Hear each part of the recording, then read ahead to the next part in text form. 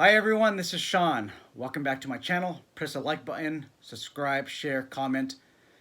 I always look forward to the dialogue between us, and I look forward to the dialogue between you and another subscriber. Most of the time it's in a positive manner. When we dialogue with each other, ladies and gentlemen, we comment and we share these videos, it tells the Google algorithms and the YouTube algorithms that this video, this channel is worthy of looking at, and it spreads our message a lot farther than where it traditionally would go. So thank you so much for your loyalty. Thank you so much for the patronage. In today's video, we are going to be talking about the importance of having a voice out there, the importance of having a labor union. Right now, I can tell you that, especially in California, we don't have a voice out there, ladies and gentlemen. Cali, the California Association of Legal Investigators, has a strong voice out there. Whenever there's a law that is going to be detrimental to them, they get their lobbyists together, they contact state legislators, and they make things happen, you guys.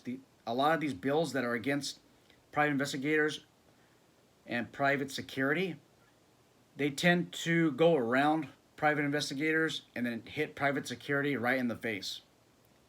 And why is that? Because we don't have a strong voice out here. What we have is ASIS, ASIS, and then California specifically. So ASIS is a nationwide group or association that represents the private security industry, yet their president has never worked a post in his life, according to his biography. Never even worked private security. Don't you want the guy that has worked the post, that has put in all the sweat at the line staff level? Don't you want this person to have worked his way up and then became the president of ASIS? I have nothing against the guy personally. I don't know if he's doing a good job, but I would rather have somebody that came from the trenches representing the security industry. In California, we have CalSAGA, CALSAGA, and they represent, okay, the private security industry. There's some laws that were directed head-on that was going to be against the private security sector. They were able to get some carve-out exemptions in such a way that they were not affected the same way as smaller business owners. That's what we have, guys. As for unions, there's a couple of them which I'll discuss. There's an association called LEOS. They're based out of Los Angeles, and they represent the private security industry. I've never heard of them until last week. I've looked them up. I don't know of anybody that is a LEOS member. I need to do some more research to see what the requirements are. But as far as I know, I don't know. I don't know what they do. I don't know if they have any lobbying efforts. I don't think that they do, which is very important. I was looking for some not California, but just security specific unions that are out there where you can join. And I was only led to, it was a Teamsters union, and they represent hospital security officers. This is the problem that I have, is that their platform is based on fighting racial discrimination. Racial discrimination. So, if you don't know, guys, I'm half Asian and half white. I'm half white, half Asian, whatever you want to call it. On paper, I could be the majority, or I could switch it around and be a minority because of my Asian descent. But I take offense to it when I get groups out there that are fighting for racial discrimination, when in essence, we are doing reverse discrimination on the white population. Now, some people are going to get offended on what I say. I really don't care. I don't care. And if you're being offended, it's because of this. Liberals, Democrats, they're into the power grab. Republicans as well. But with the liberals and Democrats, they see that there's an issue out there for racial discrimination. So let me grab on this issue, hold on to it, and this will be my platform for the next 10 years, the next 20 years. Every time that I vote, that I run for office as a Democrat, I'm going to run for the platform that there will no longer be racial discrimination. Ladies and gentlemen, I've seen firsthand racial discrimination. I've seen it. It happens. I've seen it in law enforcement. It happens. But not at the severity level that politicians tend to portray racial discrimination. Okay? I believe there should always be racial discrimination, anti-racial discrimination laws out there. But I don't think that every single year we should run on that platform. And I'm certainly not going to join an association that runs on the platform of let's fight racial discrimination. Because let's just say I got a total of 10 minorities in the workplace and then 2 who are white. Because racial discrimination is basically you're doing reverse discrimination against white people who are born into this mess of politics. There was obviously years of discrimination, but all of a sudden we have even a white child who's born into the society who is taught, who has to learn that, hey, you know what? You're the problem for all of this racial discrimination. Your people. And that creates lines of discrimination, you guys. Just that whole argument. So I want to make it clear, there is racial discrimination out there. I have seen it. But I don't want to join an association where that is the only platform. And I hope I'm being fair, you guys. So let me know in the comment section below. What do you think about what I'm saying? So what ends up happening is, now I'm not saying it's this particular Teamsters union, but others, they go to these politicians that gravitate towards racial discrimination or any issue that they see is an issue in the workplace. They gravitate towards them and they start sending money in that direction. Let me explain something. In 2019, there was a use of force incident in San Diego. Allied Universal or Allied Barton used to provide contract private security services for the MTS. I think that's Metropolitan Transit Service. MTS, they basically run the trolleys and the transit systems in San Diego County. That's Allied. 2 private security officers were involved in use of force incident as a result of the suspect's actions. Okay, that person passed away. So now we have a use of force incident. I have no problem at all with these security officers that had to use force, that were pressured to use force because of the resistance, of the uncooperativeness that the suspect had to offer. And by the way, MTS, if you're in contract with MTS, you are hands-on, you're giving citations. I know one gentleman that worked for MTS, and he's a solid guy. I know him personally for the last 15 years. MTS, that MTS contract, it's a legitimate contract, and the private security company, the private security officers that service that contract, in my honest opinion, are legitimate. Now, what ends up happening is this. There's a use of force issue, somebody died, and as a result of that, Allied never did a use of force report to BSIS. BSIS is the regulatory arm for private security, private investigation professionals in California. They're required by law to make that report. If I, as a private security company owner, or you, as a private security company owner, did not make that report after somebody died in your custody, you know what would happen to you? Think about it. You would get your license suspended and then revoked. That's what would happen. You want to know what happened to Allied? A slap in the wrist. Slap on the wrist. How fair is that, guys? I know you guys who have been ordered to BSIS court. Well, it's actually Department of Consumers Court. In order to stand trial because they're trying to take away your license, trying to revoke your license. And then you have to come up with $30,000 to $50,000 of attorney fees to defend what you worked hard for. Allied Universal, a multi-million, I'm almost sure they make every year in the 20 millions, a slap on the wrist, a $2,500 fine, guys, $2,500 fine. Why is it that Allied Universal is able to operate? Could it be because of politics? Ally Universal sits on the board at CalSaga. Think about it. They're on the executive board or the board of directors for CalSaga. They get slapped on the wrist. I'm going to pull up something on your screen right now.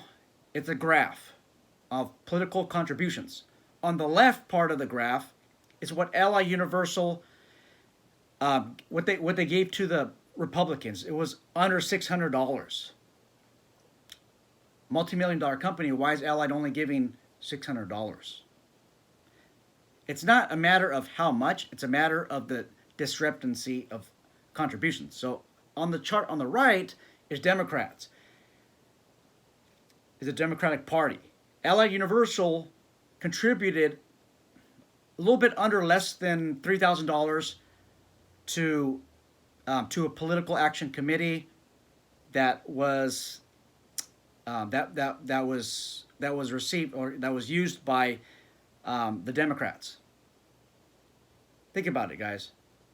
The Democrats. So you have $600, and then you have about $3,000. Look at the disparity.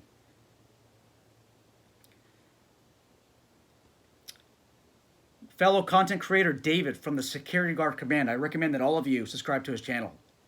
He did a video on monopolies. Is Allied Universal a monopoly? I don't know. Can't say for certain.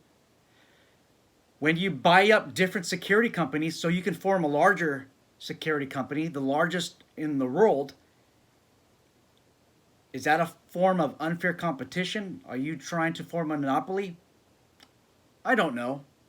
But the arrows indicate probably yes. Guys, I am trying to recruit as many subscribers in the years to come so that we can finally unionize. Right now, at my place of employment, I got the majority of the votes for a board member. So I'm on the executive board for my association. A lot of people where I work at have a lot of confidence in me.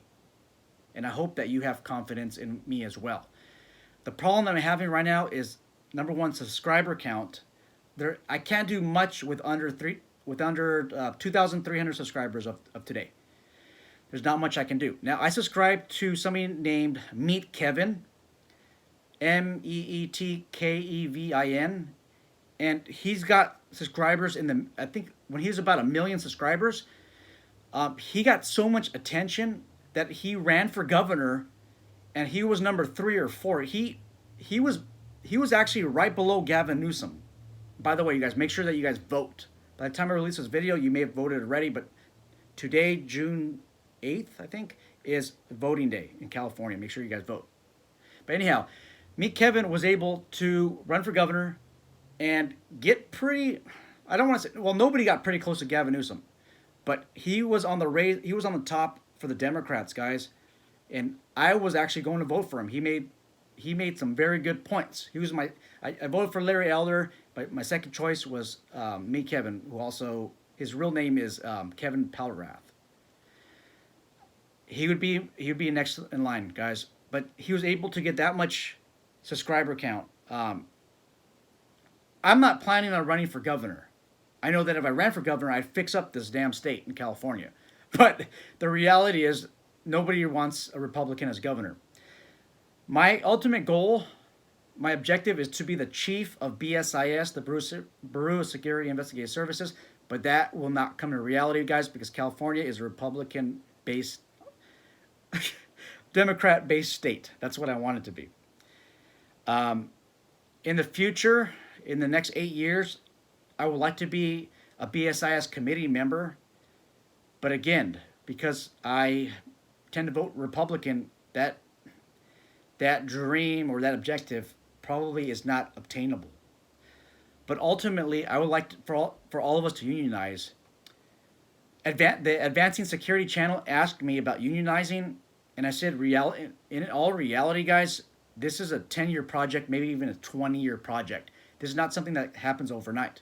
I want to keep building up my subscriber count. I want the subscriber count to rise on other security channels so that we can finally unionize. We can actually have a voice. When we unionize, when we have the voice, we start collecting union dues, mandatory union dues. If you don't want to pay the dues, then you got to get out. We don't want you in there. Those dues will be used for political action committees. We'll send that money over to some of these people who are running for maybe Congress. They're running for city council, for mayors of some places. We start sending them little bits and pieces of money, and we get them interested in us. Guys, you need money. If you want to get rid of these ridiculous laws that are in the books right now about banning body armor, banning certain types of weapons, you got to have money, and that money needs to be sent to people who are willing to do the right thing, and they need that campaign money to put their word out there.